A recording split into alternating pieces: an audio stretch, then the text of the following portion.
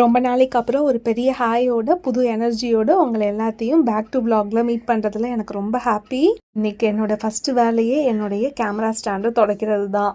Last 1 மந்த்தாக இப்படி ஒரு stand என்கிட்ட இருக்குன்றதையே நான் மறந்துட்டேன் போல. அந்த அளவுக்கு தூசி குப்பை முடி எல்லாம் சுற்றி இருந்துச்சு. அதில் ஆயுத பூஜைக்கு என்னை விழுந்து விழுந்து துடைக்கிறா போலன்ட்டு அது என்னைய பார்த்து கேட்குற மாதிரியே ஒரு mind voice.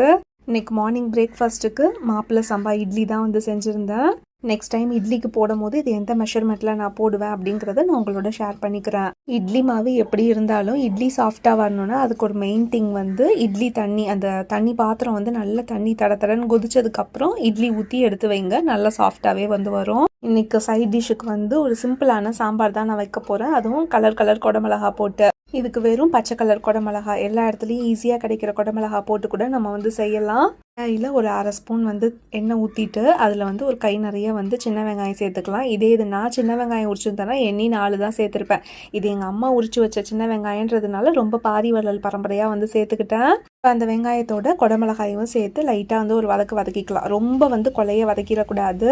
Side by side already வேக வச்ச பருப்போட இதை வந்து சேர்த்துக்கலாம்.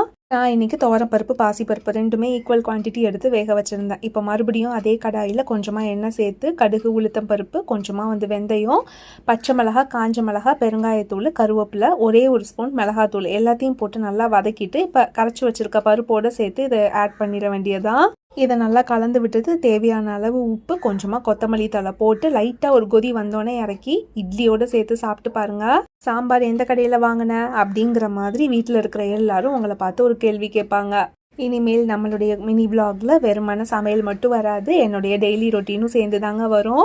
இந்த வீடியோ போடாத 1 மந்தில் கூட என்னுடைய சேனலை நம்பி, என்னுடைய ரெசிபீஸை நம்பி எனக்கு 300 சப்ஸ்கிரைபர்ஸ் எக்ஸ்ட்ரா கிடச்சிருக்காங்க.